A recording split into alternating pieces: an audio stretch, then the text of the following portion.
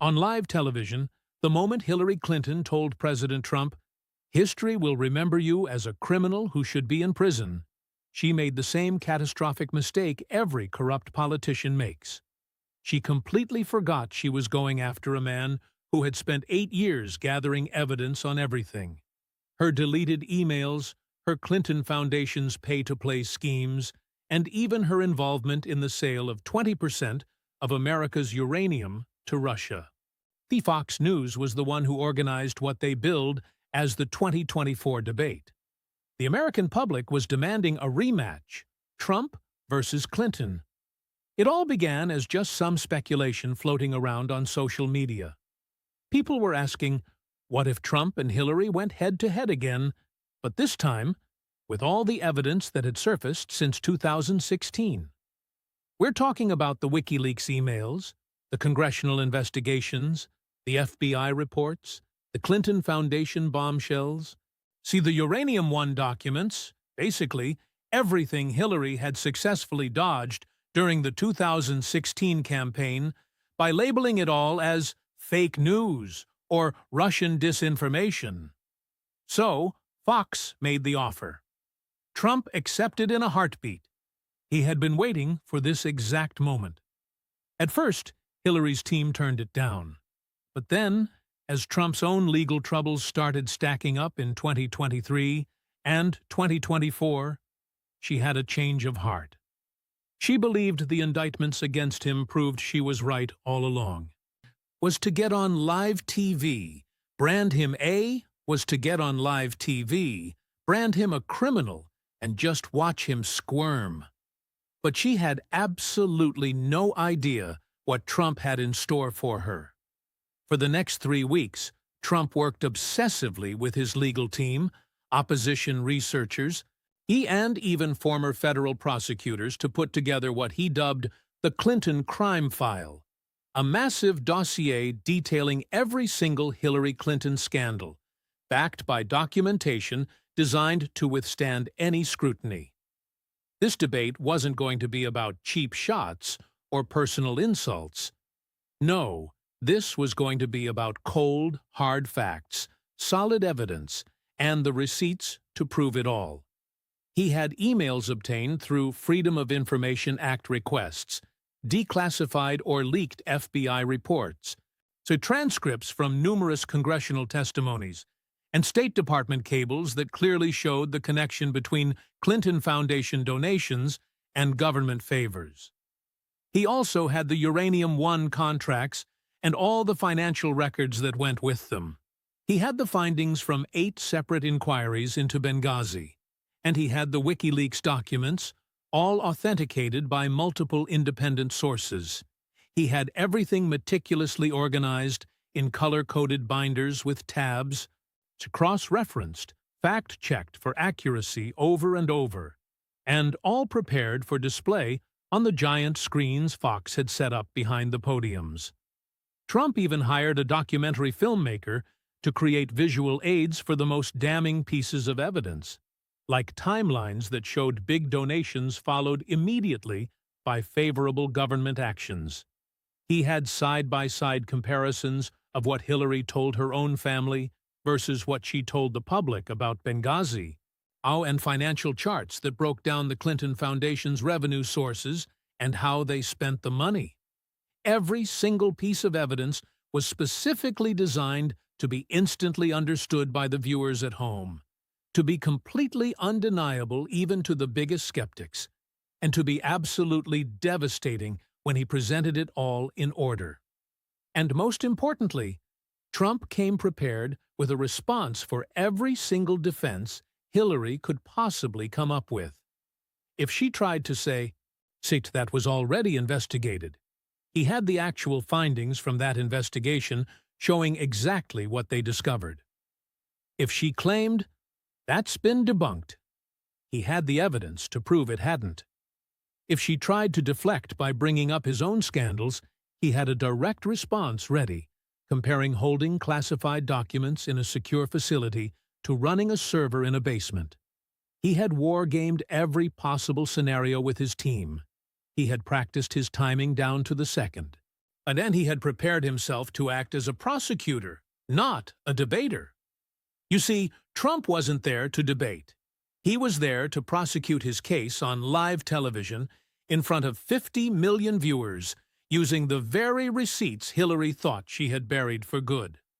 What unfolded over the next 2 hours would force Hillary Clinton to defend the very scandals she had spent 8 years dodging, admit to actions she had denied for almost a decade, and finally face questions about criminality that made Trump's own legal issues look like minor parking tickets. So if you've ever wondered what would happen if Trump finally got the chance to confront Hillary with all the evidence on live TV, well, this was it. And just wait until he pulls out that Clinton Foundation donor list around the 47-minute mark. You can see her face just go completely white. The Fox News studio in New York was packed to the brim with 500 people in the audience, and it was the network's largest debate setup in history. The crowd itself was pretty much split down the middle. You had Trump supporters in their MAGA hats and American flag gear on one side, and Clinton supporters in their Stronger Together shirts and I'm with her buttons on the other, with a smaller group of truly undecided voters sandwiched in the middle, just curious to see this incredible rematch play out. The stage itself was set for maximum drama. There were 2 podiums. They both angled aggressively toward each other.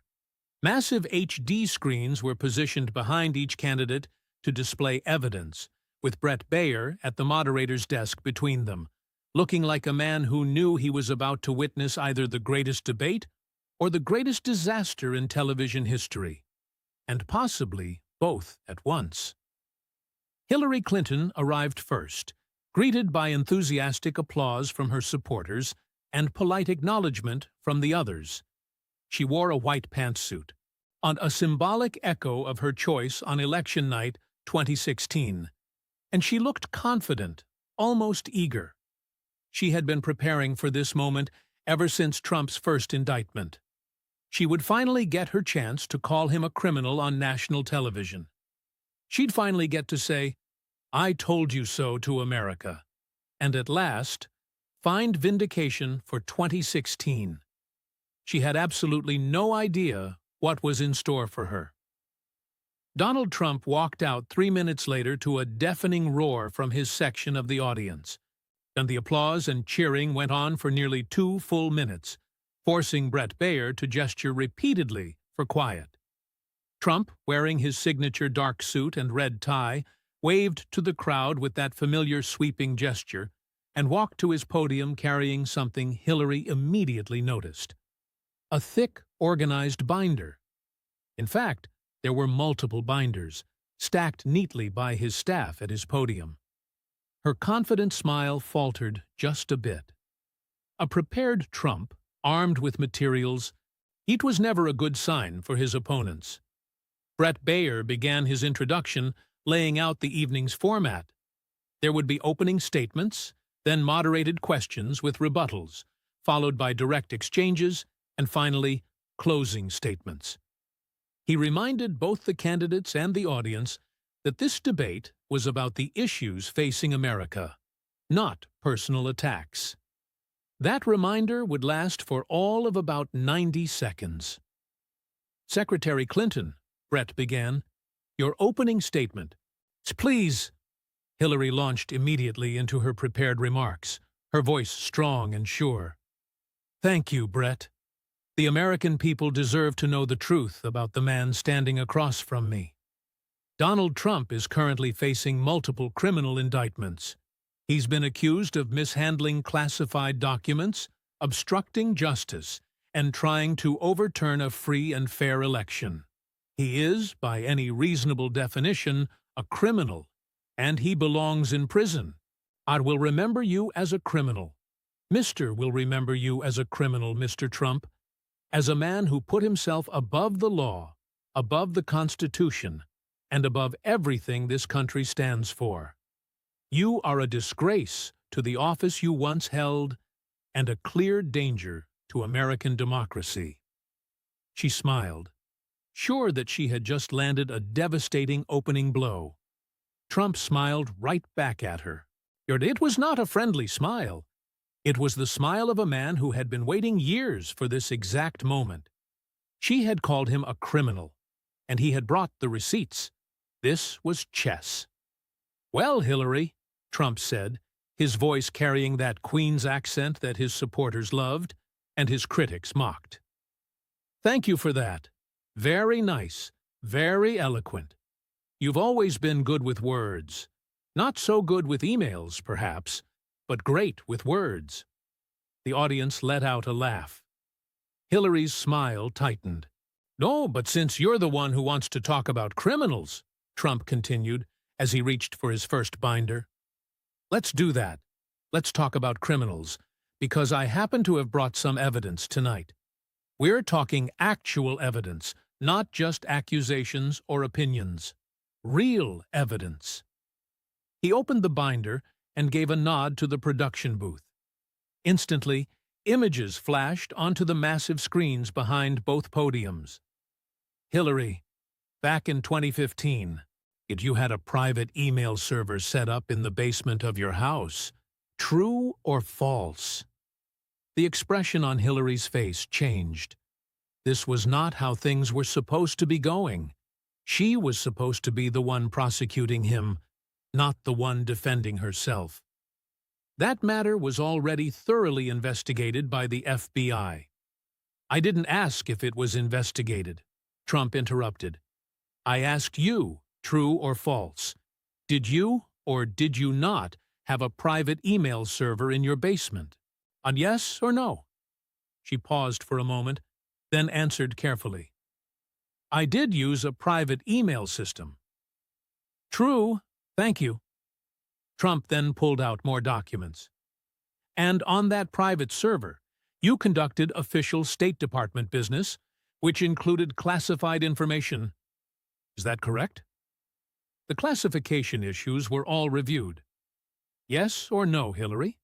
Classified information on your private server." There was another pause. Some of the materials were later deemed to contain classified information. Thousands of emails. Classified information. On a server. In your basement. Not in a secure government facility. Your basement. He let that sink in for a moment, then continued. "Now, moving on to March 2015, you received a congressional subpoena for those emails, correct?" "I complied with yes or no." "You got a subpoena in March of 2015. "Yes." "And after you received that subpoena, what exactly did you do with 33,000 of those emails?" Silence. Hillary knew exactly where this was going. Trump didn't bother waiting for her answer. He just displayed the timeline on the giant screens. March 4th, 2015. A congressional subpoena is issued for all emails. March 25th to the 31st, 2015. 33,000 emails are deleted. A computer technician then uses bleach bit to make sure they can't be recovered. They took hammers and destroyed multiple devices. You deleted 33,000 emails right after you got a subpoena. You know, there's a name for that. It's called destroying evidence. It's also called obstruction of justice. At that, the part of the audience supporting Trump just exploded with applause. Hillary tried to get a word in. "Those were just personal emails," she said. "After a subpoena, Hillary? You're the one who decided what was personal after you were told to hand everything over.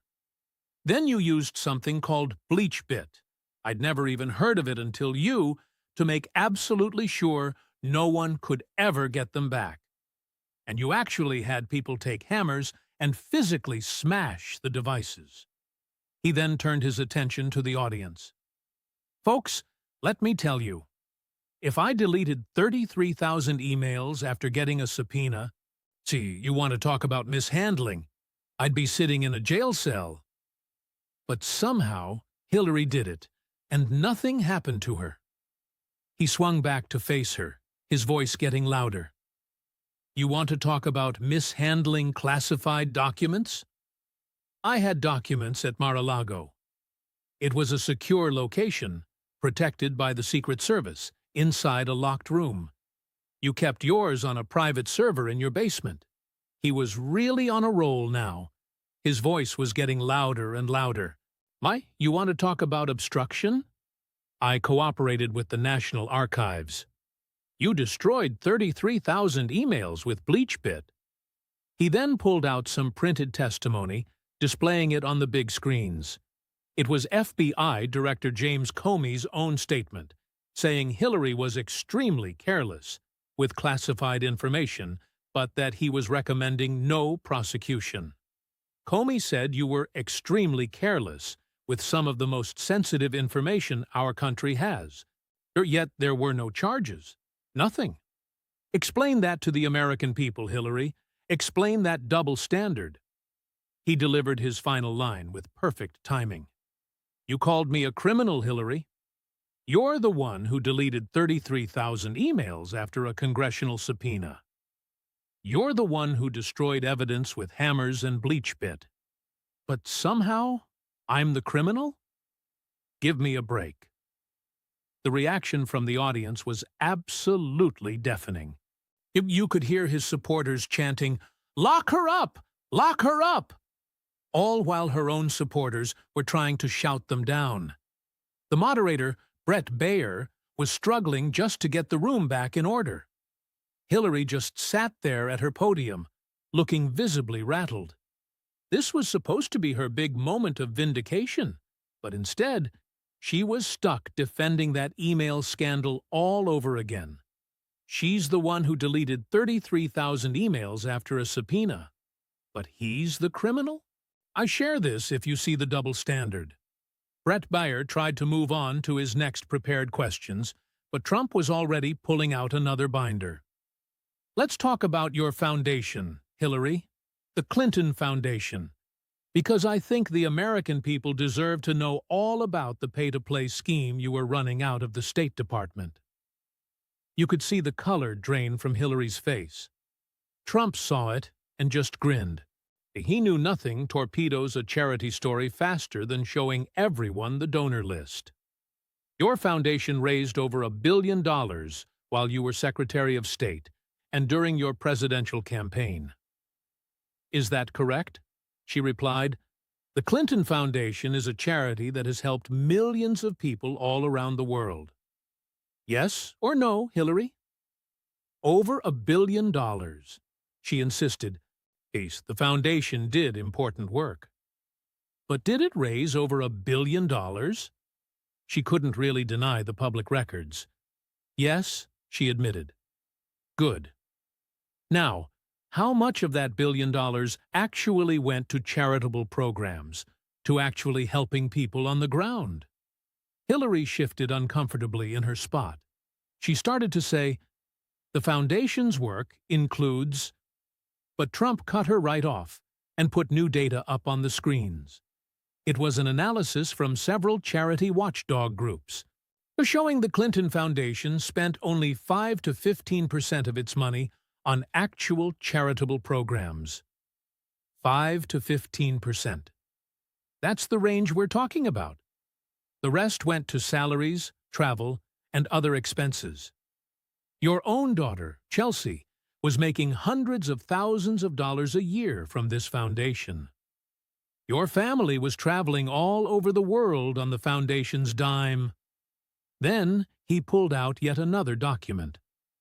And speaking of Chelsea, we have credible reports from WikiLeaks and investigative journalists saying her $3 million wedding was partly paid for with foundation money. Would you care to deny that under oath? Hillary's lawyers would have been screaming right about now, but of course, this wasn't a court of law. All she could do was respond.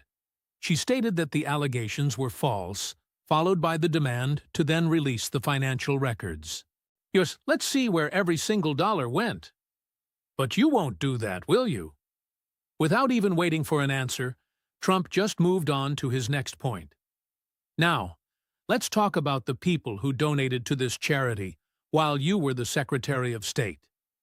You know, the person in charge of all of America's foreign policy, the one who could approve arms deals, sign off on international agreements, and grant access to the U.S. government. And he then put a list up on the screen with donors and the amounts clearly visible, showing foreign government donations made while Hillary was Secretary of State. Saudi Arabia, 25 million, Qatar, 5 million, Algeria, 500,000, Kuwait, 5 million, Oman, 1 million, the United Arab Emirates, 1 million. Trump read every single one of them out loud, letting the sheer size of the numbers sink in. Oh, foreign governments were donating tens of millions of dollars to your foundation at the very same time you were Secretary of State. And what happened right after they donated? He then pulled out copies of State Department cables and official approval documents. Saudi Arabia donates $25 million and then gets a massive arms deal approved. Qatar donates $5 million. They got meetings, and they received favorable treatment. Every government that gave a major donation got something back from your State Department. Then he turned to the audience. "Folks," he said, "this is textbook corruption. Foreign governments give money to your foundation, and in return, they get favors from your government agency. That isn't charity. That's just bribery with a few extra steps." Hillary tried to defend it, saying the donations went through proper channels. Proper channels? Your foundation accepted money from governments that execute gay people, oppress women, and even fund terrorism. And you took their millions all while serving as America's top diplomat. Trump then moved on to his next section, which was all about Haiti. "Let's talk about Haiti," he began. The 2010 earthquake was a terrible tragedy. Billions of dollars in aid poured into the country. See, a lot of that money went through your State Department and your foundation. So, what happened to it? He then showed images of Haiti today, still devastated and still poor. Where did all that money go? He pointed out that Haitian protesters have been asking that very question for years. He even displayed photos of protests in Haiti, with signs that read, "Clinton, where's the money?" Your own brother, Tony Rodham, landed a gold mining contract in Haiti. It was very lucrative and very convenient. Oh, but what about the regular Haitians?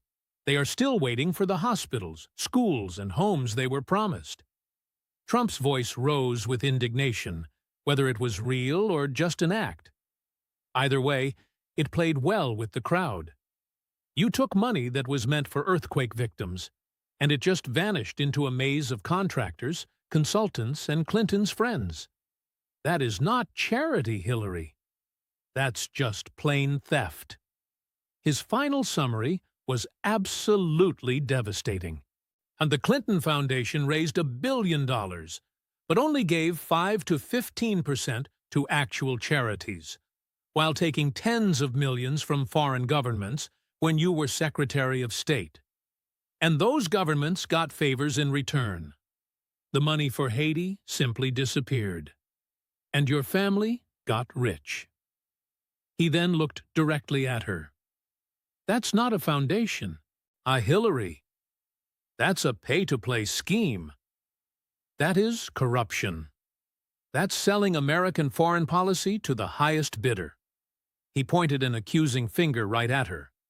And you have the nerve to call me corrupt? Your foundation is currently under investigation by multiple agencies.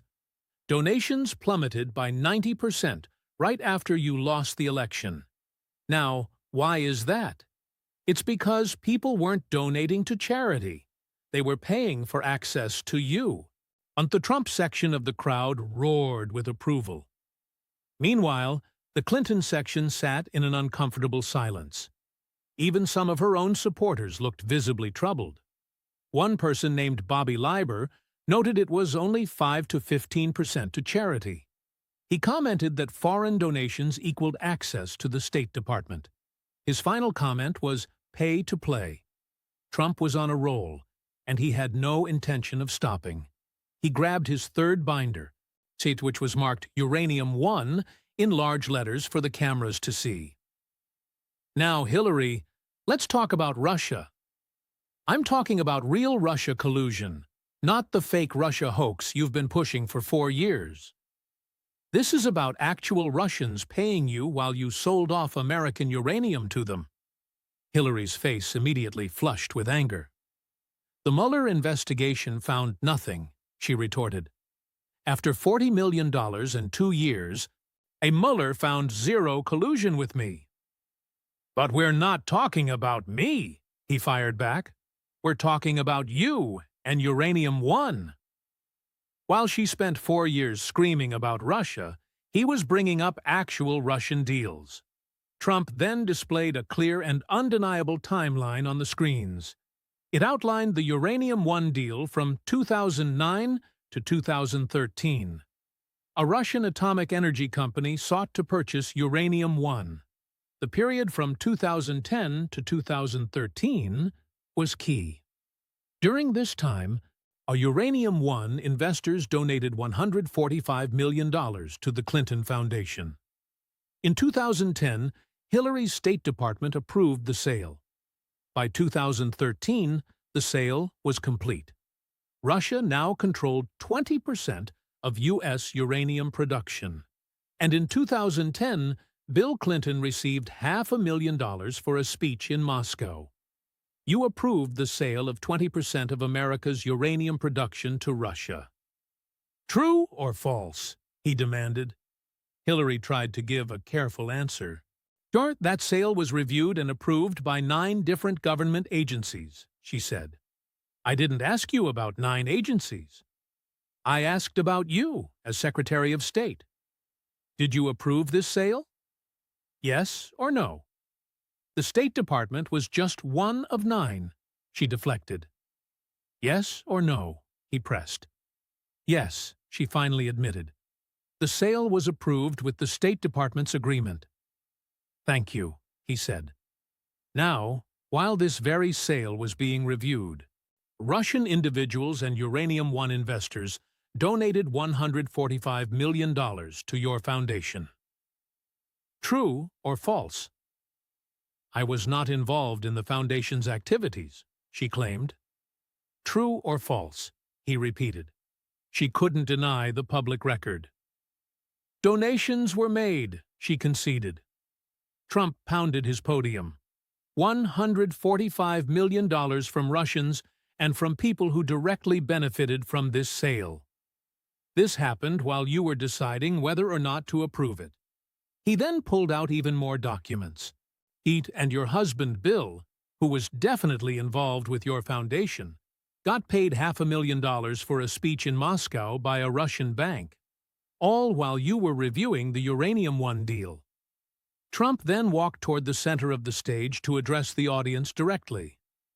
Folks, let me break this down for you so it is crystal clear. Some Russians and their investors wanted to buy American uranium. To do it, they needed Hillary's approval as Secretary of State. So, she's what happens next. He began counting on his fingers. 1. They donate $145 million to her foundation. 2. They pay her husband Bill $500,000 for a speech. 3. Hillary approves the sale. And 4. Russia gets control of 20% of our uranium. He turned back to face Hillary. Hillary, that's what you call a bribe. It's straight-up collusion with Russia.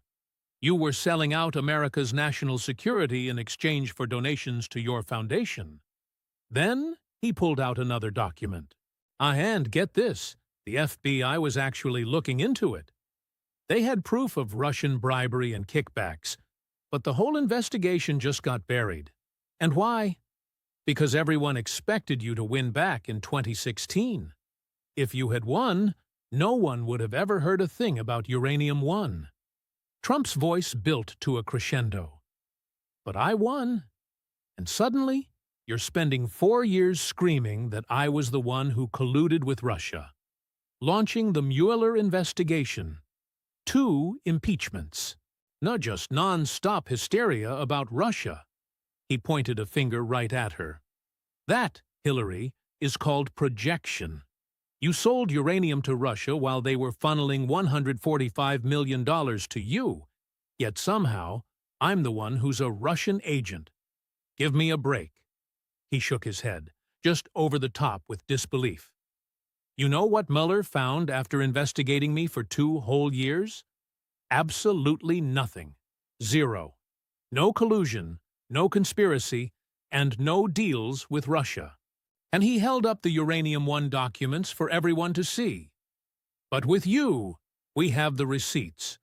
$145 million in donations, a $500,000 speech, the approved uranium sale. It's all documented, all of it proven. Now, that is actual Russia collusion. His final line landed with that perfect Trump timing. So, let me get this straight. The Russians donate $145 million to your foundation. Okay. You approve a uranium sale to Russia. Okay. Bill gets $500,000 for a speech in Moscow. Okay. But I make one phone call to Ukraine, and you try to impeach me for it. He threw his hands up in the air. Hillary, you're the one who sold out America to Russia, not me. And then you spent years projecting your own crimes onto me just so nobody would notice. The audience absolutely erupted. Chants of "lock her up" filled the entire studio. Even some of the moderates in the room looked convinced by the paper trail. Hillary just sat there, frozen. Donated $145 million. But somehow, Trump donated $145 million. But somehow, Trump was the one who colluded. Share the truth. Trump then grabbed another binder. This one had photos clipped right to the front. You could see Hillary tense up immediately. Now, let's talk about the 4 Americans who died on your watch. Benghazi. Hillary tried to cut him off. That tragedy has been investigated by 8 different, yes, investigated. And you know what those investigations really found? They found that you lied to everyone, to the American people, and to the families of the fallen Americans. You lied. She thought the investigations cleared her. But they documented her lies. Trump then put photos up on the giant screens. Ambassador Chris Stevens, Sean Smith, Tyrone Woods, and Glenn Doherty. 4 Americans killed on September 11, 2012 in Benghazi, Libya, all while you were Secretary of State. They worked for you. They died on your watch. He pulled out documents, security requests. Before the attack, these men and others at that facility had sent multiple requests for more security. They said they were vulnerable. They said they needed protection. And your State Department denied every single one of those requests. Yes or no? Security decisions are complex, she replied. Yes or no? Were the security requests denied? And the security situation was under constant evaluation. They asked for help. You said no, and they died. Is that accurate? Hillary couldn't deny what multiple investigations had already documented. She stammered, security requests were evaluated based on available resources. They were denied, and Americans died. Then Trump pulled out the most damaging evidence of all: Hillary's own emails. On the night of the attack, at 11:12 p.m., you sent an email to your daughter, Chelsea. Now let me read it to you. And he put it up on the screens for everyone to read. 2 of our officers were killed in Benghazi by an Al-Qaeda-like group.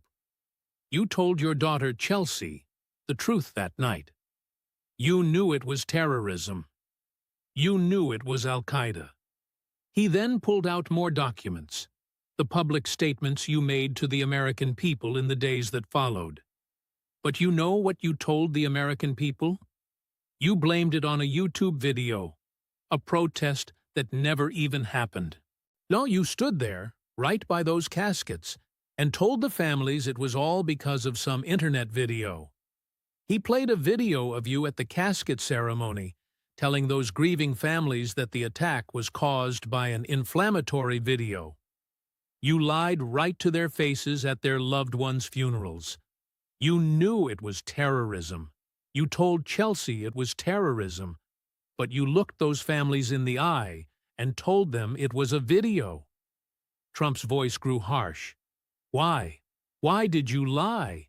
Because it was an election year, just 2 months before the vote, and admitting it was a terrorist attack would have hurt Obama's Al-Qaeda is on the run narrative. So, you lied. Then he pulled out the clip he'd been saving, the one everyone remembered. And then, when you were finally questioned about it in Congress, you said this. He played that infamous video of Hillary, angrily shouting, "What difference at this point does it make?" The audience gasped. Even people who had forgotten the context remembered that exact moment. Trump let the clip play twice before turning to the audience. 4 dead Americans. And when she was asked why she lied about what caused it, she had the nerve to ask, "What difference does it make?" He pointed back to the screen, showing the photos of the 4 men. It mattered to them. It mattered to their families. And it mattered to the Americans who deserved the truth. Trump's voice began to rise. He said, You denied security. You ignored the warnings. You lied about what caused it. You lied directly to their families. And when you were questioned, you actually said, "What difference does it make?" He then started walking toward her podium. Those 4 Americans made a difference, Hillary. They served their country. They were depending on you for protection, and you completely failed them. Then, you lied about how they died. And then you acted like it just didn't matter. His final line was delivered quietly, but it was incredibly sharp. You asked, "What difference does it make?" Go ask their families. Ask the Gold Star families you lied to while standing over those caskets. They will tell you what difference it makes. The entire studio fell completely silent, with only the sound of crying from the audience. 4 dead Americans. She lied about the cause. What difference does it make? Comment below if you remember this. Trump then moved on to his next attack, not even giving Hillary a moment to recover. Let's talk about your speeches on Wall Street, the ones you delivered for hundreds of thousands of dollars, the ones you've refused to release the transcripts for. So, what exactly were you hiding? Hillary's private speeches, but public lies. It's classic Clinton. Goldman Sachs paid you $675,000 for just 3 speeches. That breaks down to $225,000 per speech, for about an hour of your time. What could you possibly have told them that was worth $225,000? Hillary attempted to deflect the question. Those were just paid speaking engagements, and many other former officials went on to release their transcripts. If you have nothing to hide, and then show America what you told Goldman Sachs for $675,000. He didn't even wait for her to respond. But we already know what you said, because WikiLeaks released some of it. Let me just read your own words. He then displayed her quote up on the screen. You need both a public and a private position. You admitted that you lie to the public. You have one position that you tell the voters, and a completely different position that you tell Wall Street. In your own words, Trump said, as he walked the stage building momentum, you attack Wall Street in public, saying, break up the big banks, hold them accountable, But then, in private, you take their millions. You tell them one thing, and you tell the voters another. He then pulled out a list of more speech fees. Deutsche Bank, $485,000. Morgan Stanley, $225,000. Bank of America, $675,000. UBS, $225,000. That's over $21 million in speaking fees from the very same banks and corporations you claim to be fighting against. Trump's voice was just dripping with sarcasm. What a fighter you are for the working class, taking $225,000 an hour from Goldman Sachs. He then smoothly transitioned to his next line of attack. And speaking of the working class, let's talk about what you really think of them. He then queued up the video. Everyone remembered the clip of Hillary at a fundraiser, saying that half of Trump's supporters belonged in a basket of deplorables. He let the entire clip play. Hearing it in context didn't help her at all. She had called millions of Americans deplorable, irredeemable, racist, sexist, and homophobic. Trump then turned to face the audience. She called you deplorable. American voters, people who work hard, who pay their taxes, and who love their country. You're deplorable simply because you didn't support her. He started pointing to different sections of the audience. You're deplorable if you wanted to bring jobs back to America. You're deplorable if you wanted secure borders. You're deplorable if you believed in the Second Amendment. And you're deplorable if you loved your country. His voice swelled with indignation. How dare you call American voters deplorable? These are patriots. These are people who work hard every single day. And you called them a basket of deplorables. Trump then walked back to his own podium. You fly around on private jets while you lecture everyone else about climate change.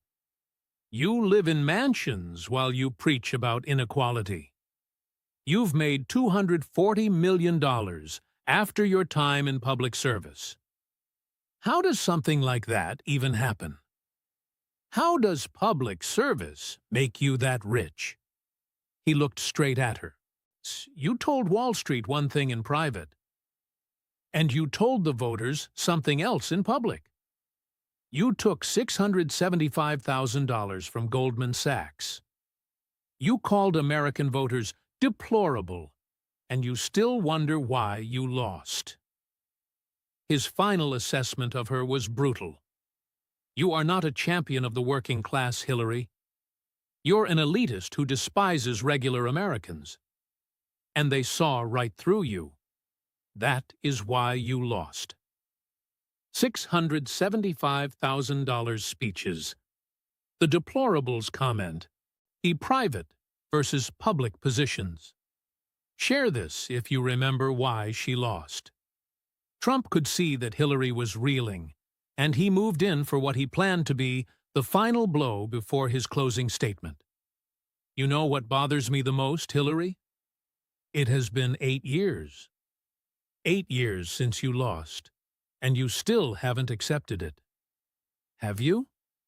Hillary tried to rally back. Russia interfered in our election. Here we go, he interrupted. Cheers, Russia. Russia! Russia! It is always someone else's fault. It's never yours.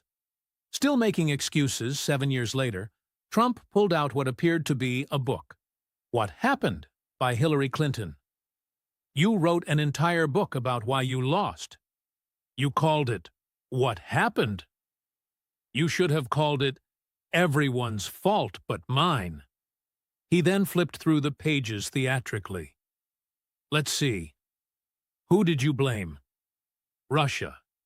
You blamed them. Comey. And you blamed him. Bernie Sanders pointed the finger at him. Barack Obama blamed him too. Joe Biden did the same. And then there was James Comey, again. You blamed the media, sexism, the DNC, and the voters who just stayed home. You blamed voters who chose a third party. He slammed the book shut. You blamed everyone, absolutely everyone, except for the person who ran a miserable campaign and had a corrupt track record. You.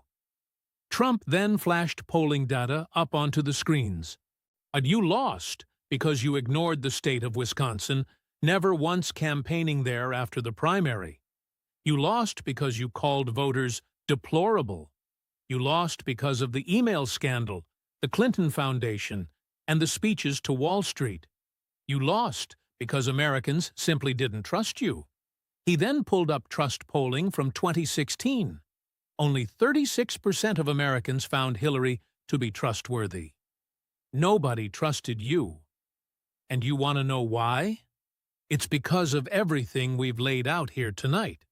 The deleted emails, the pay-to-play, the lies about Benghazi, the Wall Street speeches, the corruption, the lies, and the feeling that the rules just don't apply to you. Trump's voice became harder, but instead of accepting it, you spent 4 years crying that the election was stolen, that Russia stole it, that I was an illegitimate president. You undermined American democracy for 4 years, all because you couldn't accept that you lost. He pointed an accusing finger at her. And Mueller spent $40 million and found zero collusion. But you kept on saying it.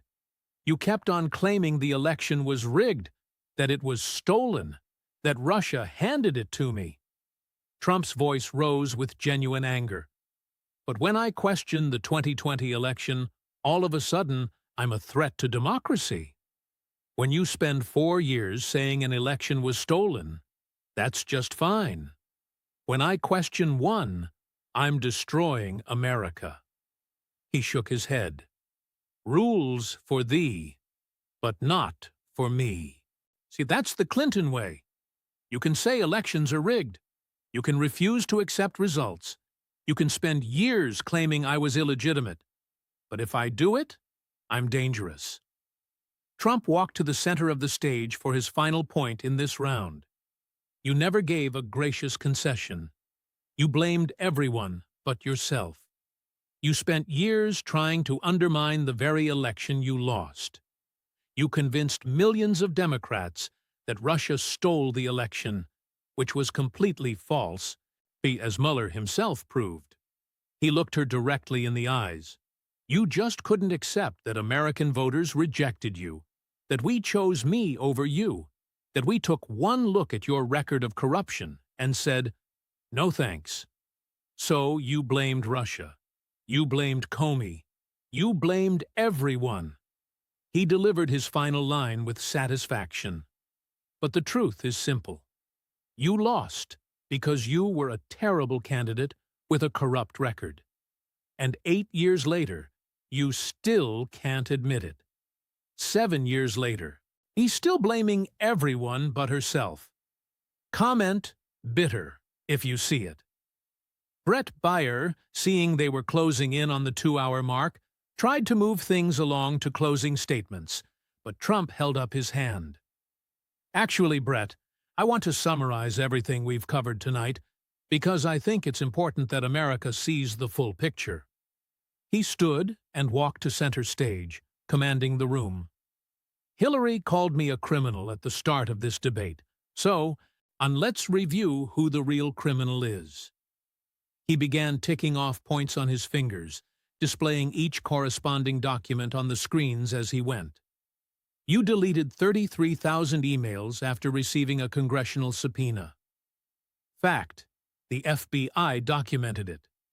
You destroyed devices with hammers and used BleachBit to prevent recovery.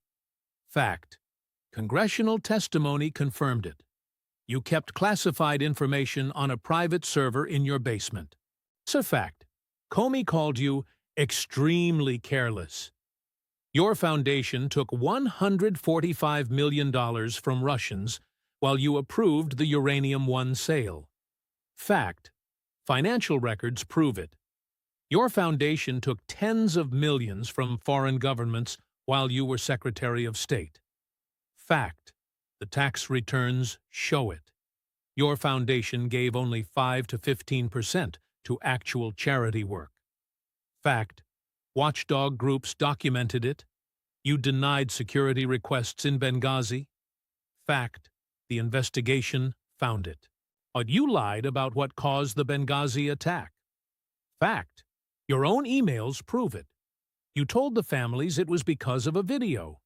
You told Chelsea it was terrorism. Fact. It's documented in your emails. You took $675,000 from Goldman Sachs for speeches. Fact. Your financial disclosure shows it. You admitted to having public and private positions. Fact. WikiLeaks released it. You called American voters deplorable. Fact. The video shows it.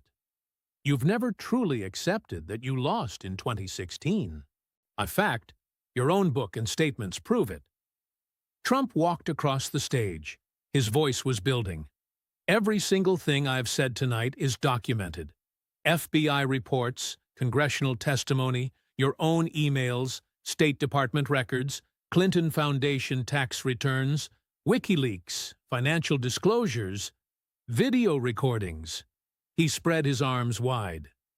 All facts, all on record, all undeniable. He turned back to Hillary.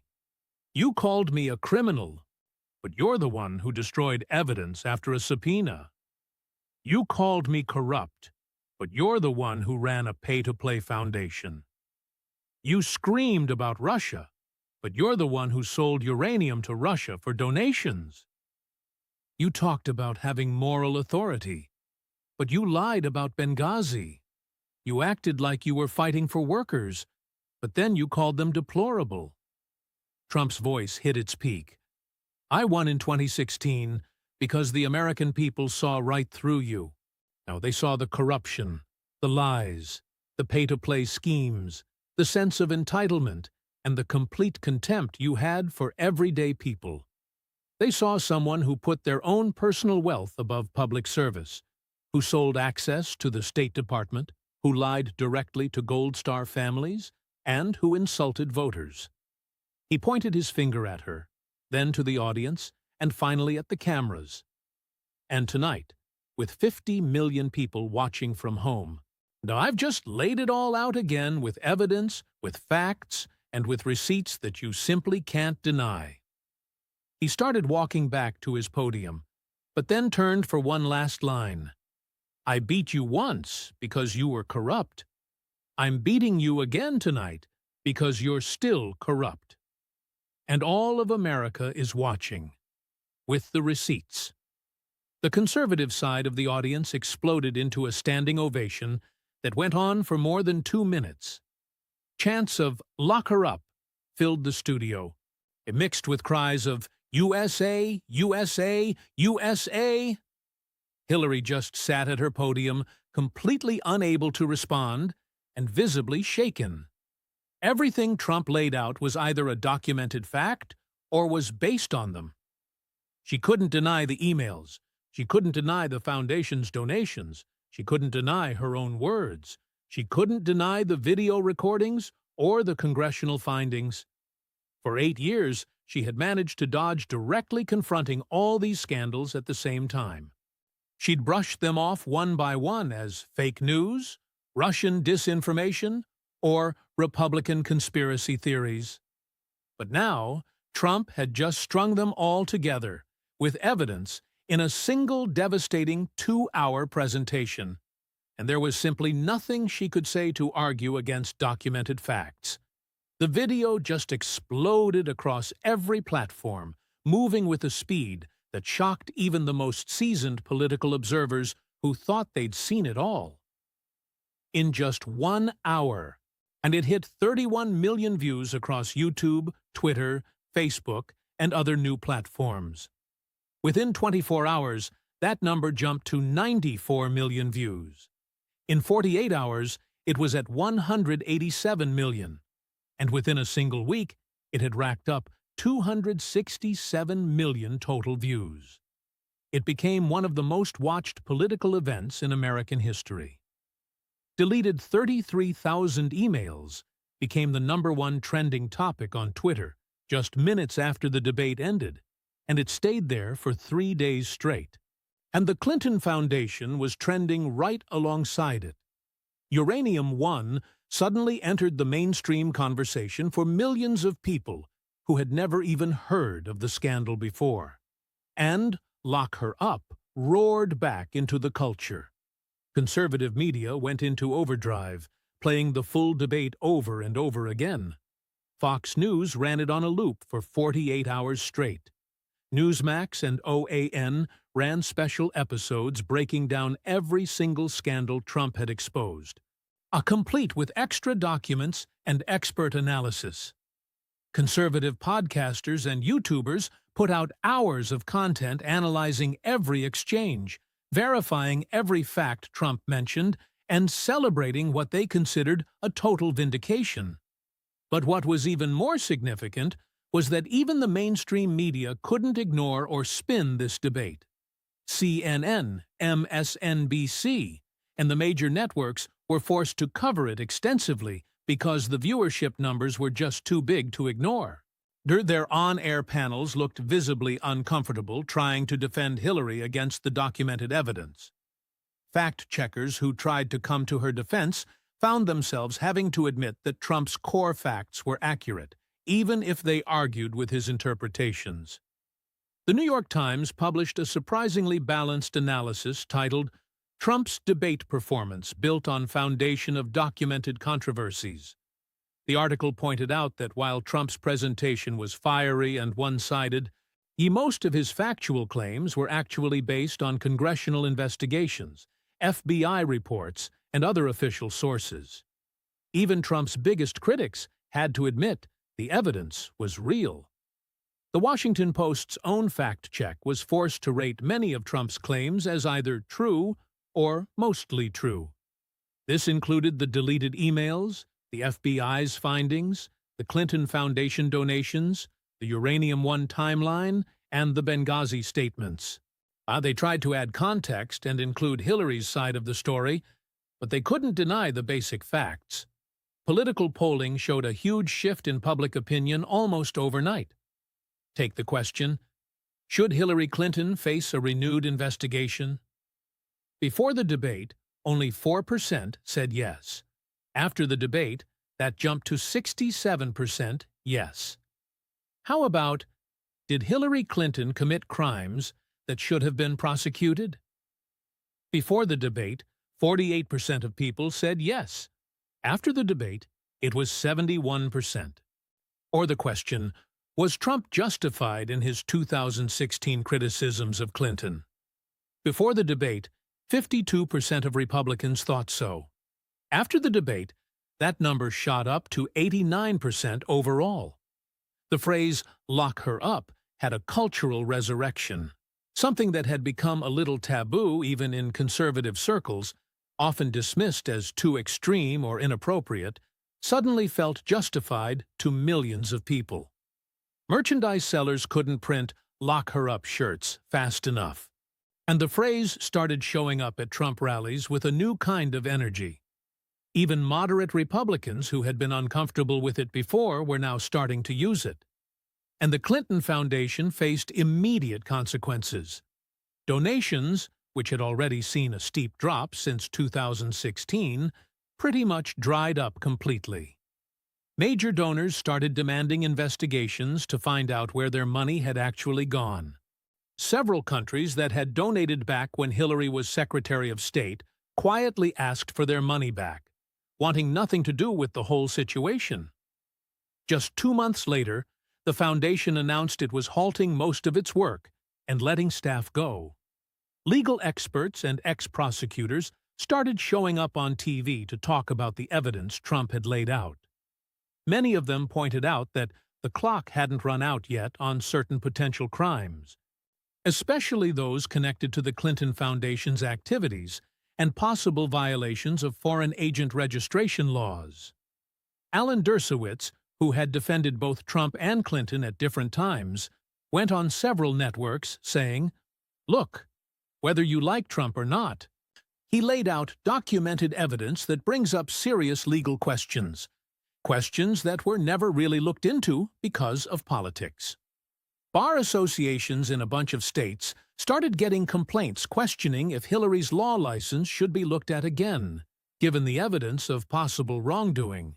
Now, while those complaints didn't really go anywhere officially, they made sure the scandals stayed in the news and on everyone's minds.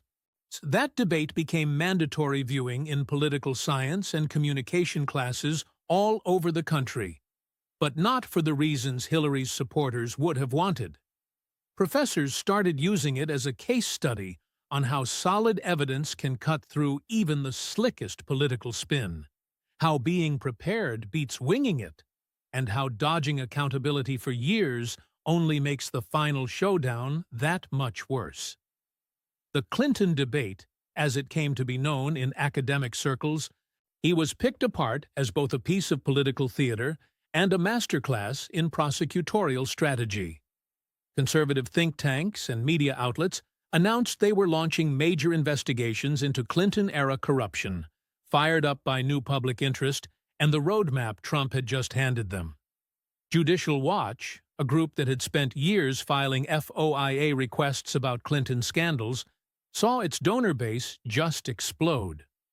Within 6 months, they had released hundreds of documents that had never been seen before, all related to the Clinton Foundation and the State Department, which backed up a lot of what Trump had shown.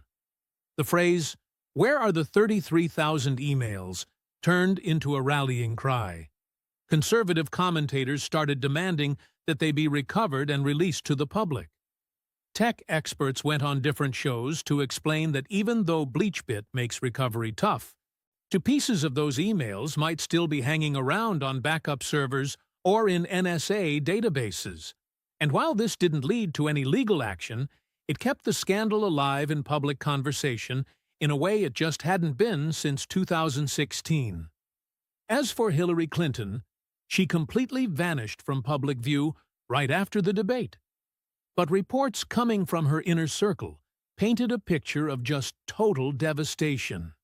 She had canceled all of her scheduled appearances within just hours of walking out of that Fox News studio. Her social media, which had been buzzing with activity every single day, suddenly went completely silent. Her team just stopped returning calls from the media. Friends and former staff said she was shattered, humiliated beyond words, and just couldn't wrap her head around how it all went so wrong. According to sources who talked to friendly reporters, Hillary watched a full replay of the debate the next morning, and then just locked herself in her Chappaqua home for 2 weeks. She had been totally convinced that Trump's own legal problems would give her the upper hand, that she could finally put him on trial in the court of public opinion, and that America would finally see her as the one who was right all along. Instead, she was forced to defend every single scandal of her political career, with documented evidence she couldn't argue with. It plastered on screens for hundreds of millions of people to see. The psychological toll it took on her reportedly went way beyond just a political loss. This was the second time Trump had crushed her. First by winning an election she was told was in the bag, and now by systematically taking apart her entire legacy with her own documented actions. Friends started to worry about her mental health. Her staff worried if she'd ever be able to appear in public again. The woman who had spent decades in the public eye, who thrived in the spotlight, who had survived one scandal after another, had finally come face to face with a reckoning she just couldn't escape. 3 weeks after the debate, Hillary's lawyer put out a short statement that political watchers instantly knew was a white flag. See, Secretary Clinton has decided to step away from public life to focus on her private life and spend time with her family. She will not be making any more public appearances or statements at this time. The statement made no mention of the debate. It didn't have to. Everyone knew the real reason why Hillary Clinton was stepping out of the spotlight for good. Trump had finally and definitively ended her political career, not with lawsuits or investigations, but by simply making her answer for everything she'd spent years avoiding live on television, with the evidence right there for the world to see.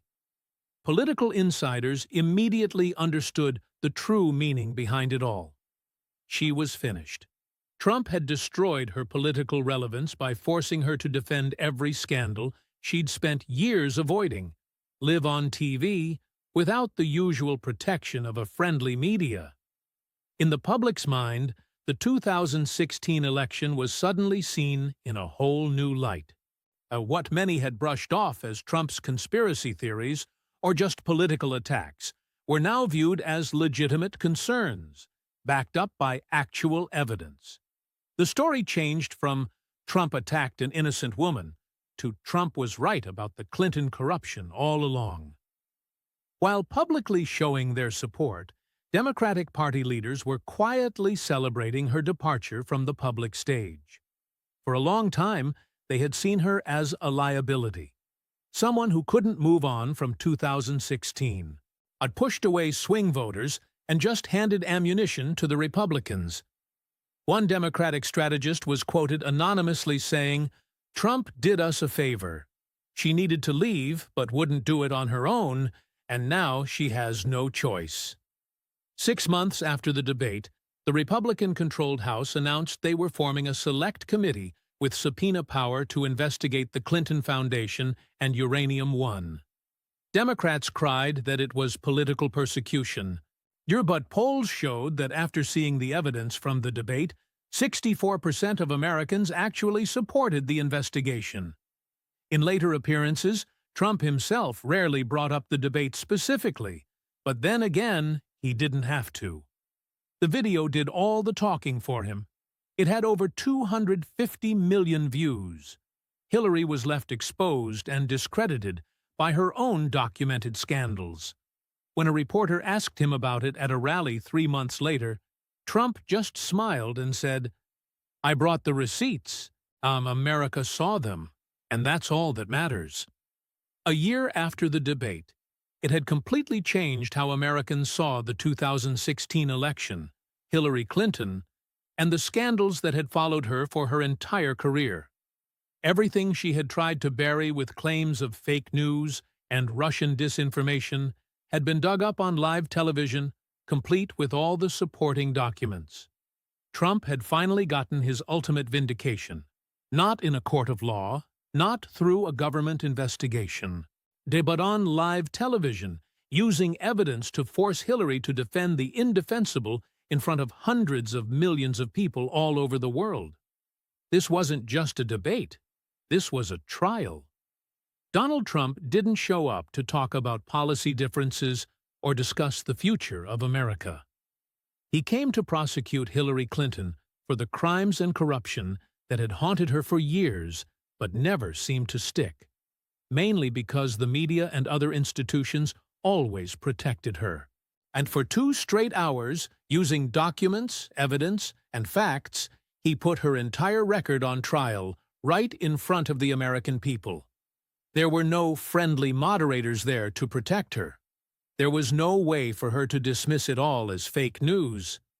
It was just her, Trump, and the receipts, the deleted emails, the destroyed devices, the classified information on a private server, the Clinton Foundation's pay-to-play scheme, the millions in donations from foreign governments while she was Secretary of State, Uranium One, and the $145 million that came from the Russians, Benghazi, the denied security requests, the 4 dead Americans, the lies told to their families, the Wall Street speeches where she admitted to having both public and private positions, her calling American voters deplorables, and her complete refusal to accept the 2016 loss.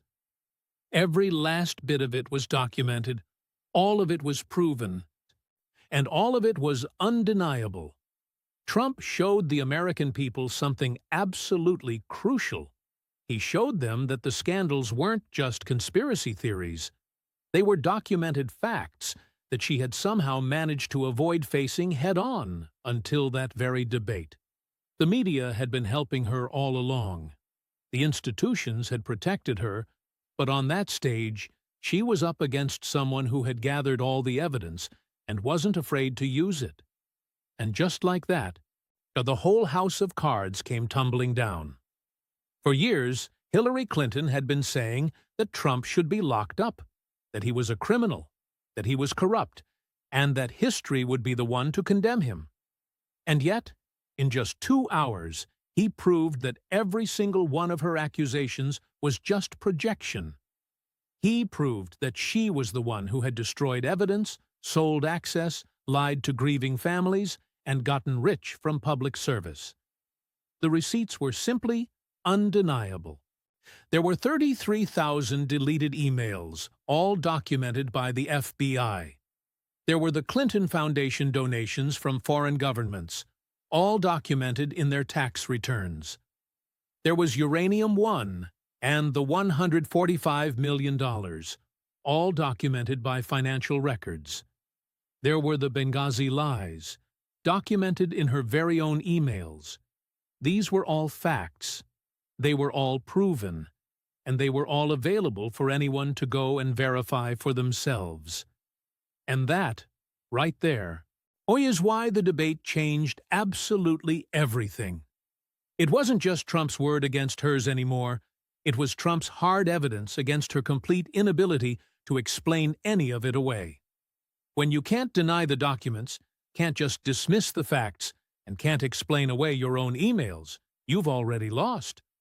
Hillary had wanted revenge. She had wanted vindication. She had wanted to finally call Trump a criminal, live on television, and just watch him squirm. Instead, what she got was 2 hours of her own scandals being thrown right back in her face, with evidence that she simply could not deny. She was left exposed, discredited, and politically finished. And once again, Donald Trump was completely vindicated. He stood before 267 million people and laid out the receipts, proving he had been right about Hillary Clinton from the very beginning. If you agree that Hillary's crimes demand an investigation, go ahead and share this video.